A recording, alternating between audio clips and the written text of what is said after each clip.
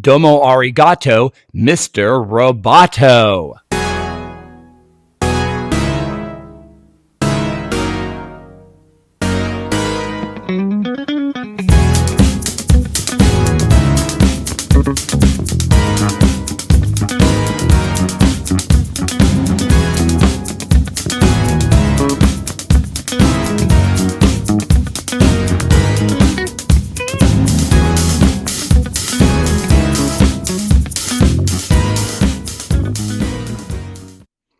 Today we're going to be playing with Roboto.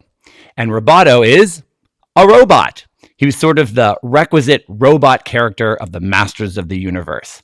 As the stories of He-Man and Skeletor moved from sword and sorcery, barbarian and sandals genre into more of a sci-fi story, what's more sci-fi than a robot? So they introduced Roboto.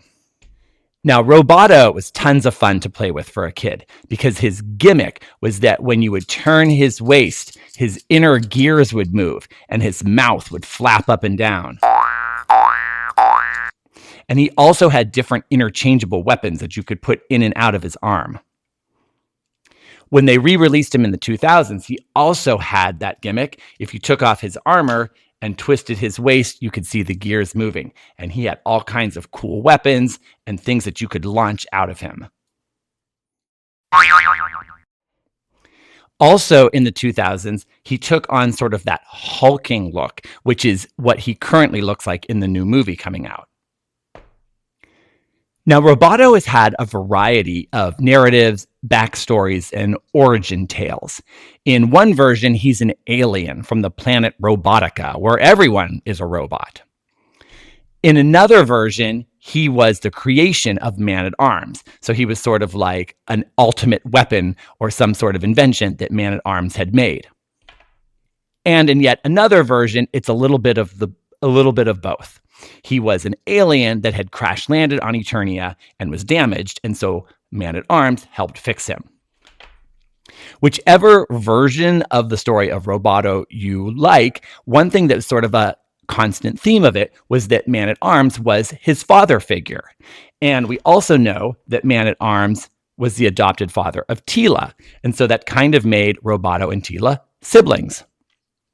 It was very cool that the Filmation show in the 80s would be addressing some topics that are still sort of like hot discussions to this very day. What makes a family? What makes a nuclear family? Can a single dad raise kids? Addressing all of these really interesting sociological issues in a fun kids show. And in fact, one might even argue that there is sort of a queer read on it all. Perhaps Man-at-Arms was a gay man, and he was creating a family with adopted children and adopted robot children. And speaking of a potentially queer read on Roboto, let's talk about the mini-comic version of Roboto.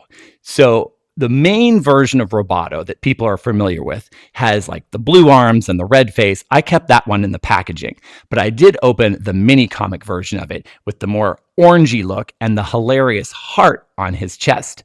In the mini comic story, there was a narrative about where he grew up, he needed a heart because he was filled with emotion. And so Man-at-Arms put a heart inside of him. There was always this sort of like tension in Masters of the Universe about the mechanical beings, whether they were a mechanical horse or a mechanical man. Were they sentient beings or were they just machines? Now, this version of him does look a little bit effeminate and maybe was supposed to be a female robot or potentially a trans robot. It could be all over the place. But one additional piece to the mystery of Roboto's gender is the fact that in the new movie, he's going to be played by Kristen Wiig. I can't wait. When I first heard that Kristen Wiig was going to be voicing Roboto, I thought, what is that all about? What does that mean? Are they going to make him a woman? Or is it just going to be like a funny Kristen Wiig voice? I guess we're going to have to wait and see. There's a tiny little snippet of her voice in the newest press releases and trailers that are coming out. But let's see where she takes it. Kristen Wiig. Roboto. The time has come for you to voice act for your life. May the best robot win. Voice act for your life. Kristen Wiig, don't F it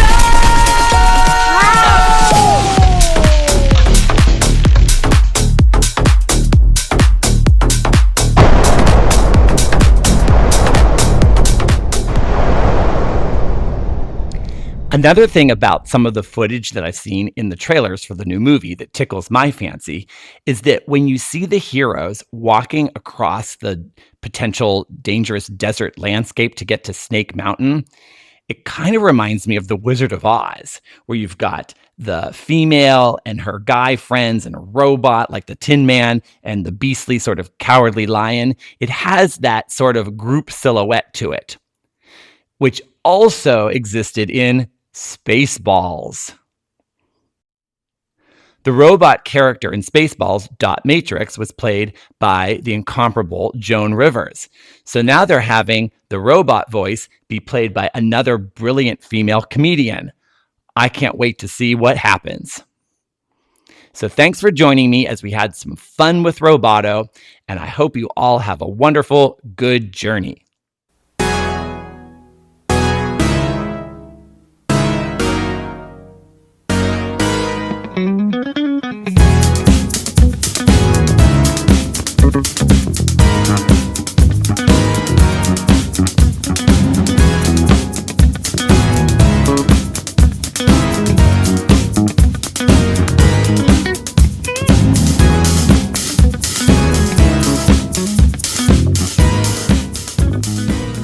One more Energizer! Yes!